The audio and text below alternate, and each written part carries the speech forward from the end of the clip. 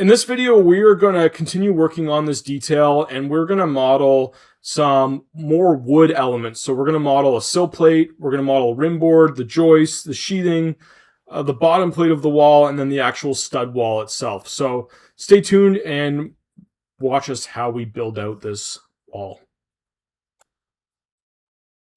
Let's get started with adding some more components here. So we're going to go up here and we're going to go to annotate. Let's go to insert. Let's go to load Autodesk family. And we're going to go down to our detail items. And we're going to find maybe some nominal lumber. Let's go down to wood and plastics. And let's find some nominal lumber. So let's go to rough cut. I don't think that's what we want. I think we want nominal. Rough cut, lumber sawn. Is there nominal somewhere here? Heavy timber section. And I probably could just type it in.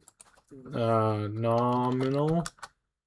There we go. Nominal lumber section cut. There we go. Let's click load.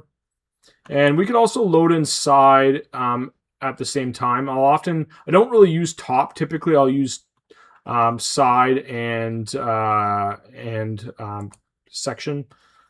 And I think for this, I'm going to load all the 2x in. And I probably will load some 1x in here. I don't think maybe a 4x4 and a 6x6 will load in. I don't think I'm going to load any other ones in, though. I think that gives us a good range here. It's probably going to ask us to do it again. So let's go for 1x. Let's go some 2x here. And let's go 4x4 and 6x6 again. And so now we've got a few things loaded in. And so let's start to draw our project here. So let's go up to annotate. Let's go to component.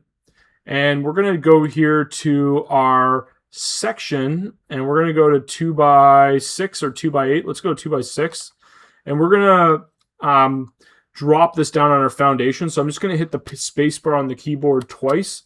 And it's going to drop down like that. And then we're going to place one more. And I'm going to place this kind of right here for a second. And let's move this down onto the outside of our corner here. And so this is going to end up being the joist cavity. And so let's just call this maybe a 2x12. So it's up like that. And then we're going to place a side profile as well. So let's go to component and let's go to side. And we're going to go to side 2x12. And essentially what we want to do here is we want to click and draw this like that. And so it looks like this is drawing the side profile with it being flat. I think what it wants us to do is use, and I guess this side profile is actually quite useless in some respects. What we could do is load in the top one. So let's do that. For my projects, I think I typically use the side, and I actually just change that side. But I think for this, it makes sense to actually bring in the proper one here. And I'm going to select all the 1x's just to make that really quick. And let's go here to top. And I think, like, for me, I think it's kind of confusing because I would have said side would be with the lumber standing up straight, but I guess Revit wants it to be this direction. So let's go to 2x12, and we're going to draw a 2x12 going this direction. We're just going to hit the space bar and go up. And you can see it actually did cover our block there, so we're just going to send this to back. And the next thing we want to do is draw some plywood sheathing.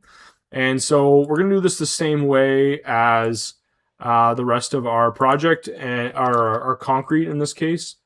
And I'm just going to line this up. You don't necessarily need to line it up, but I think it makes a little bit more sense. And we're going to set this plywood thickness as 3/4 of an inch. And in this case, we're going to go to our concrete hatch, and we're just going to use the same concrete hatch here. And instead of the concrete hatch, let's duplicate, and we'll call this sheathing. And typically sheathing, we're going to do some sort of double diagonal hatch here. So similar to aluminum wood finish. So I guess we probably should use this one here. Diagonal down. Yeah, I guess we'll use this wood finish one here. And that will be our sheathing. And let's click the check mark there. So that's our sheathing there. And so now we're starting to have a bit of a project here. Let's copy this plate up here to our top, and then we can actually do the same thing here. We can grab this and we can draw this up here, and we'll just change this to be actually a 2x6 now. And let's send this to back. And so there we go. We've got a good start to our detail here, and stay tuned for watching, and we'll keep building this detail out with more elements.